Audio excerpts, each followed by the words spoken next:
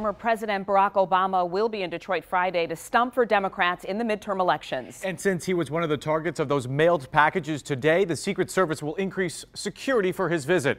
7 Action News reporter Jim Kurtzner is live at Cass Tech High School, where the event will be held. And Jim, that site brings even more challenges because students are involved.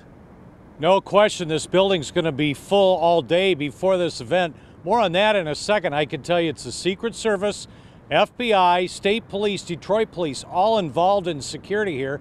They don't discuss their plans, but the retired FBI agent in charge here in Detroit says one thing we will likely see is a greater buffer around this building so that someone can't drive in, say, with a truck bomb. You've got a truck-laden bomb or a vehicle-laden bomb, you're not going to be able to get it near the building. Detroit is used to having high-profile and potential terrorism targets in town. Then President Obama visited the Detroit Auto Show. Are we fired up? Michelle Obama was in town to promote her book. The motorcade from the airport will create a traffic mess for us as streets are closed. It's all about tight security. The threat can come from anywhere, and the threat can come at any time. So you've always got to be on your toes. You got to be leaning forward. Andy Arena was the head of the FBI in Detroit when we became the target of international terrorism. Umar Farouk Abdul Muttalib tried to blow up a plane flying into town from Amsterdam on Christmas Day 2009. His bomb failed to detonate. He's doing life in prison. We're still known for that. You know, the underwear bomber in Detroit, you know, major terrorist attack. So yeah, that's not something you want on your resume. So. Normally a location for a major event is shut down and thoroughly swept for security. The event at Cass Tech is Friday afternoon after school. How do they hold school on Friday and still do all of that? Well, that's a good question. I mean, usually on something like this, they're gonna basically check this building out beforehand, maybe the night before, and lock it down. But you're gonna have hundreds of students coming. So you're gonna have students in and out. So it's going to make it much more difficult. So they're going to check, of course, all of these students as well as the people coming in for the rally, set to start at around 5 o'clock. They prepare for the worst to try to make sure everybody is safe. Reporting live downtown, Jim Kurtzner, 7 Action News. All right, Jim, thanks for that live report. And for more on Friday's event or a complete list of people sent suspicious packages, head to our website, WXYZ.com. We're going to go to breaking news right now. Multiple people have been shot inside a Kroger grocery store in Kentucky. This is all still unfolding in Jeffersontown, that's east of Louisville. Witnesses say 2 men were firing at each other in the store. No word yet exactly how many people are shot or the extent of their injuries. At least 1 person is in custody now, and we'll, of course, bring you more information as soon as we receive it. The attorney for ex-trooper Mark Bessner tells Action News there's a distinct possibility that he will take the stand. Bessner's defense for tasing teenager Damon Grimes, who was riding an ATV, is that he thought he was reaching for a weapon, but another witness today testified they never saw the teen take his hands off the handlebars. 7 Action News reporter Kimberly Craig has that and more on this trial that's moving along faster than expected. What we've learned this afternoon is that prosecutors are expected to rest their case tomorrow, and Mark Bessner could take the stand in his own defense on Monday. I saw a guy on a four-wheeler and a cop behind him.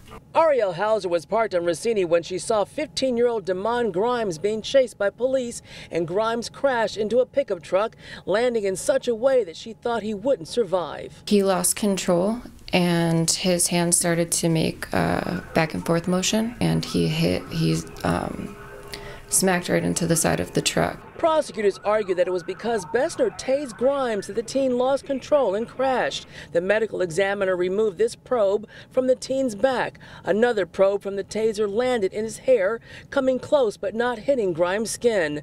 First Lieutenant Barry Schrader said that could still deliver an electrical charge through part of the body. The use of the taser could be considered use of deadly force dependent on the circumstances. It's illegal to ride ATVs on residential streets in Detroit, and Bessner's defense is that he had his taser in his hand because he thought Grimes was going to ditch his four-wheeler and run, but then he thought Grimes was reaching for a gun.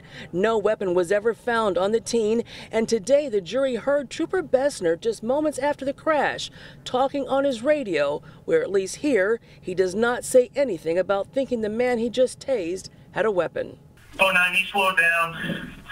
We tased him and he crashed out. One person the jury will not hear from is Mark Bessner's partner. Trooper Ethan Berger has said he will plead the Fifth if called to the stand. In downtown Detroit, Kimberly Craig, 7 Action News. All right, Kim, thank you. Now turning to your forecast, an autumn feel in your 7 First Alert weather forecast tonight. And a pretty fall day today. Chief Meteorologist Dave Rexroth is tracking temperatures in the Weather Center. Dave? Absolutely. Nice to have the blue contrast of the sky to the leaves changing around here. One spot at 50, that's Detroit. Everybody else in the mid to upper 40s. So it's a cool day. At least we didn't have a whole bunch of wind like yesterday. It doesn't feel so bad. Most of the clouds have been a little thicker just off to our east. Watch as they build up a little bit in the afternoon right in there, and then they start to fade away right away. So it'll be a nice evening, but yes, a little crispy out there as we march through time. Winds from the northwest now only around 10 miles an hour. The next few hours sliding through the 40s by 9 o'clock already in the 30s. I think it's probably colder tomorrow morning than this morning. We're going to see a trend also start to take the sun away. We'll tell you when the clouds come in and the next rain showers are around coming up in the forecast. All right, Dave, thank you. President Trump has put a lock on a multi-million-dollar project in Sault Ste. Marie. Today, he authorized $922 million to improve the Soo Locks. The money will be used to combine 2 of the oldest locks into a larger one called the Po Lock. Congress still has to approve the America's Water Infrastructure Act before any construction can actually begin. Every year, more than 7,000 vessels pass through the Soo Locks that connect the Great Lakes shipping lanes. A sweet and salty merger of 2 of Detroit's tastiest businesses. Cars Nuts has officially merged with Morley Candy Makers, better known as Sanders. No word on how much that deal costs, but you will soon start seeing more Sanders products on grocery store shelves, and Cars will be supplying its brand to Sanders stores in the metro area. The company will be headquartered in Madison Heights. Sounds like a pretty sweet deal. Well, it's a great day for at least one lucky person who's waking up the winner of the largest lottery jackpot ever, almost $1.6 billion. And spoiler alert, it wasn't me. Waking up in a dream. Wow. The tickets sold in Columbia, South Carolina, and now everyone wants to know who's the new billionaire. ABC's Emily Rao with the latest. It's Mega Millions. Someone in South Carolina's clutching those 6 life-changing numbers right now. 65 in the gold Mega Millions 5. One person beat the nearly impossible to beat 1 in 302 million odds and is sitting on a jackpot worth almost $1.6 billion with a mind-boggling cash payout of $904 million. I'll go crazy with the whole thing. I wouldn't know what to do with it. That one winning ticket sold at this convenience store in Simpsonville, South Carolina. The owner of that store is now entitled to a $50,000 payday once that winning ticket is cashed in. Whoever is the winner is, hopefully he spends that money locally and, do some good stuff for the community. And even some losers were winners. Across the country, 36 tickets won at least $1 million with 5 matching numbers. And the government's getting a nice little payday as well. Tax on the cash payout should be approximately $60 million. So if that lucky new billionaire's watching, here's some advice from lottery officials. We would like to say to you, take a deep breath, put that ticket in a secure location, consult with a trusted advisor.